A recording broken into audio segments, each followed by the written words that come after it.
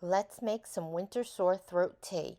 This was everybody's grandma's secret recipe before there was NyQuil, before there was Robitussin. This is what your grandma's gave you. Take 2 lemons, slice them up nice and thin.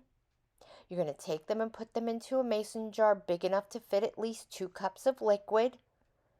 Get them stuffed in there. Then you're going to take 2 pieces of ginger about the size of your fingertip. Pointer finger, I'm sorry. Slice those up nice and thin. And then put those into the jar with your lemon slices. Looking beautiful already.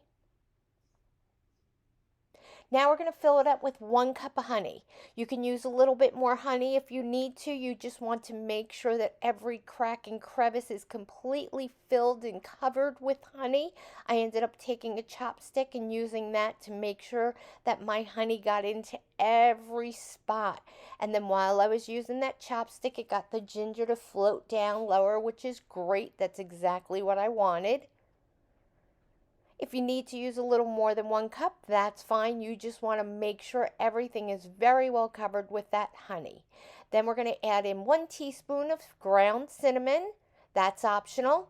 Give it a little shake just to get all those flavors and everything combined. And then just take that chopstick again and just use it to make sure that everything, like I said, is underneath that honey before you put it in the fridge. Then you're going to take it and put it into the refrigerator. It's going to get nice and cold and turn into like a jelly-like substance. When you are sick, take 1 spoonful, put it into boiling water, and Grandma says you are going to be just fine. Come back and see me again.